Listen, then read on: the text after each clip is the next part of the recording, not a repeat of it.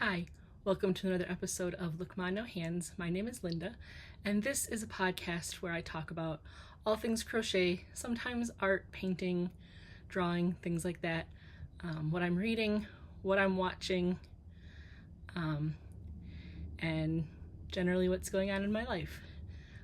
Content this week is going to be a little bit light because life was busy this week, so I didn't have a lot of time for crochet, reading, things like that. What I'm working on this week is just a continuation of my granny square blanket that I'm making. I promise I'm going to get around to making the special video on that.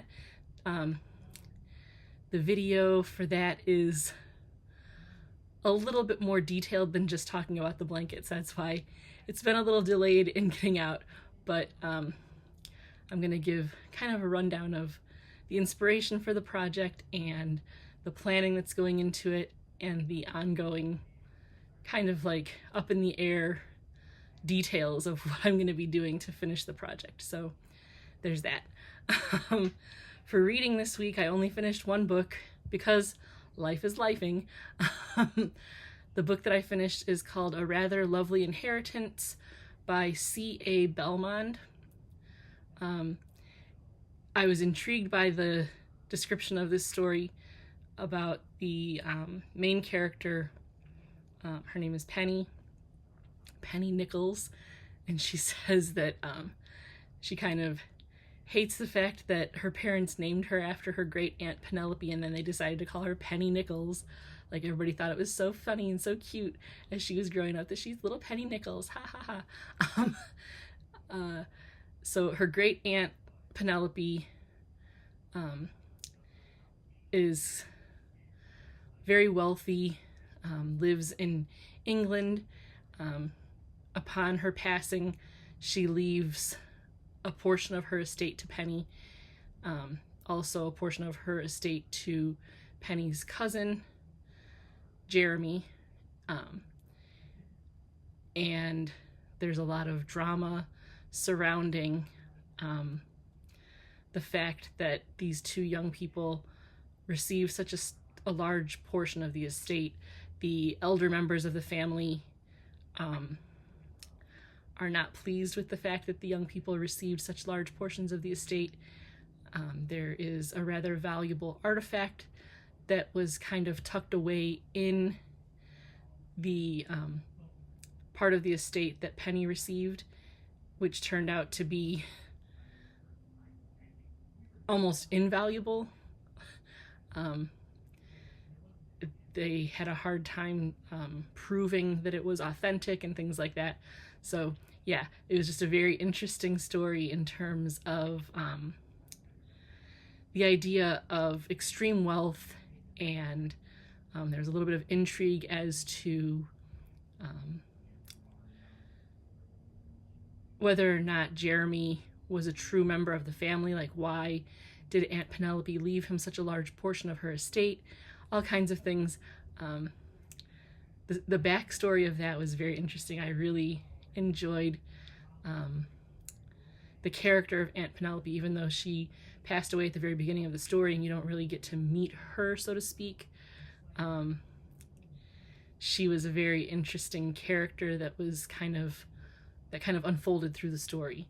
So yeah, I really enjoyed this book when it comes to just like the intrigue of Aunt Penelope and her young life. She lived to be like into her 80s, 90s.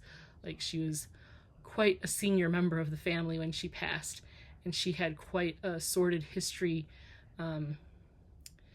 She was a young adult during the Great Depression and through World War II, and like her romance and like all of her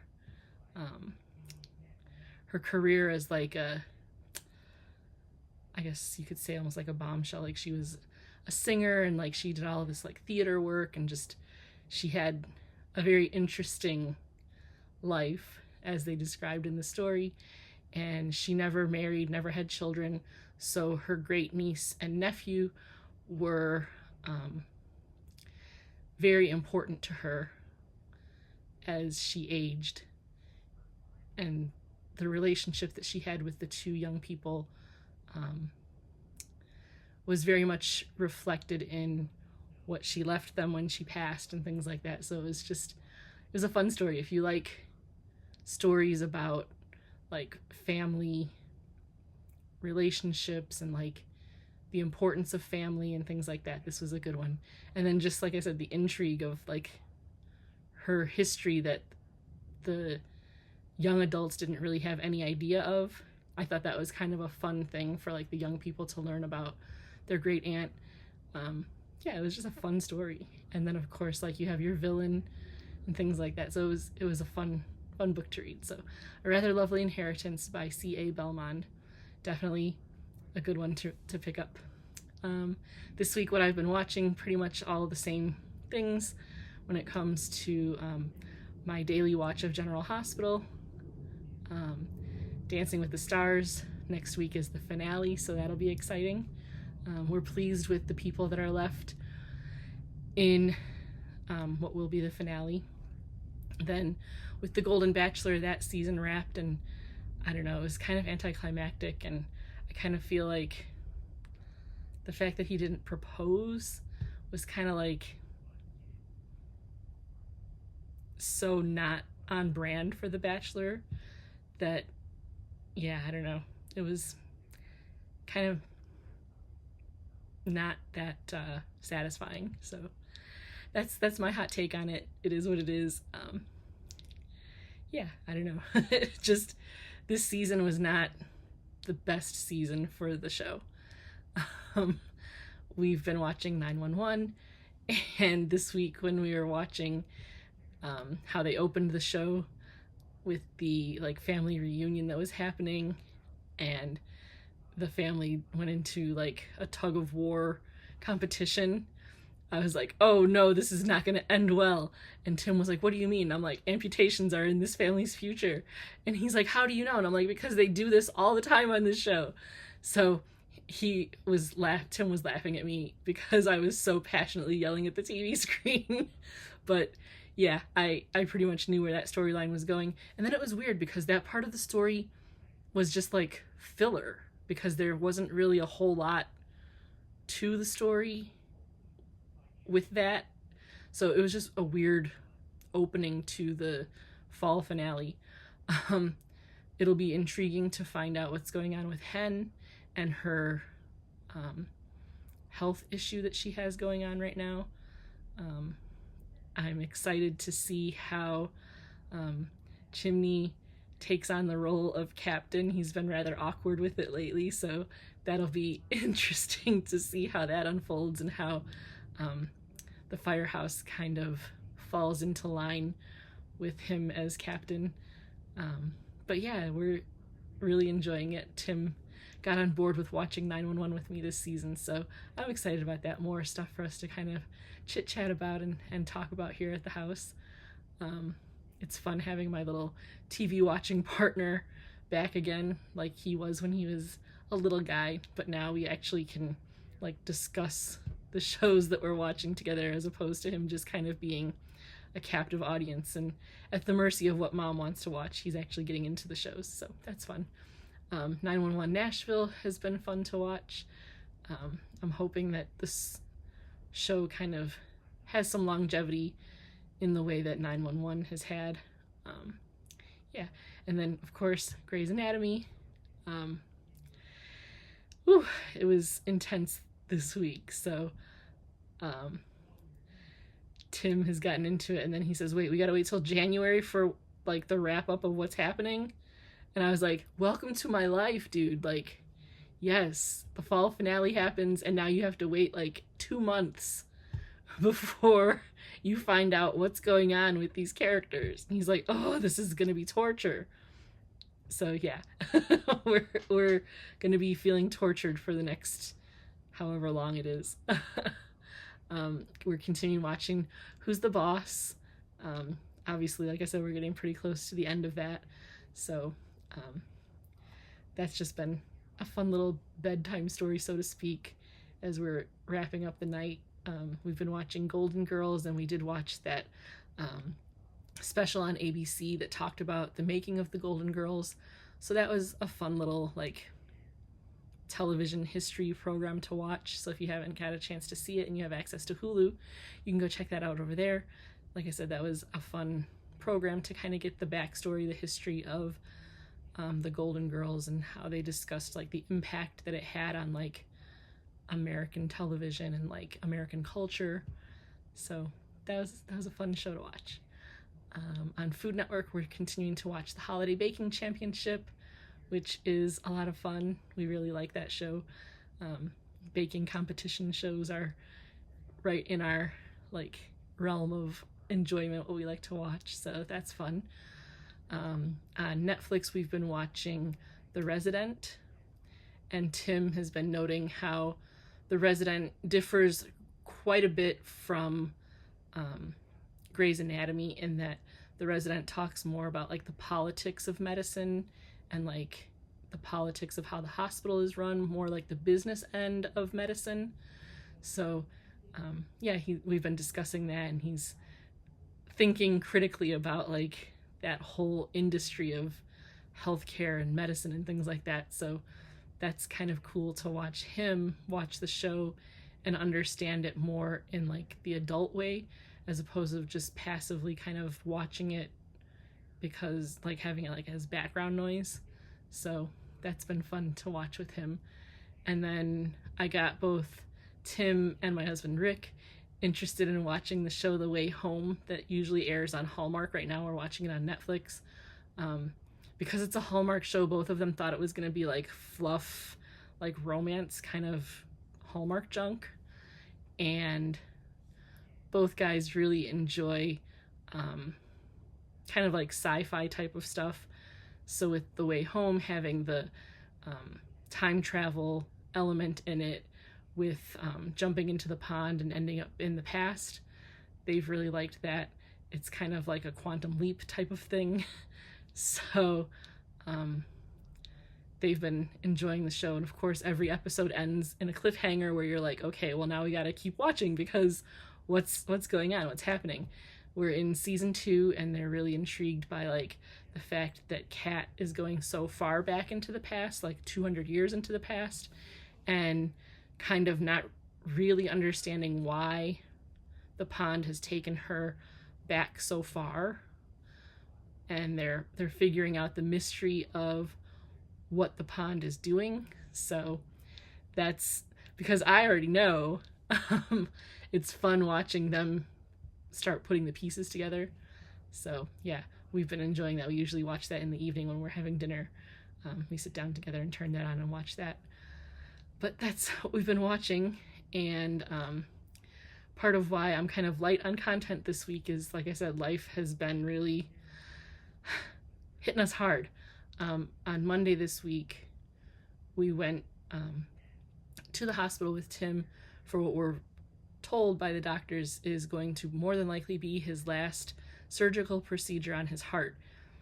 Tim was born with a pretty severe heart condition. He had a lot of anomalies with the anatomy of his heart that when he was an infant, he had surgically repaired when he was very young, like pretty much newborn. He was 8 days old when he had his first surgery. He spent 2 months in the hospital after that. And then pretty much the last 20 years, we've been following up with his condition with his cardiologist, like over the past 20 years.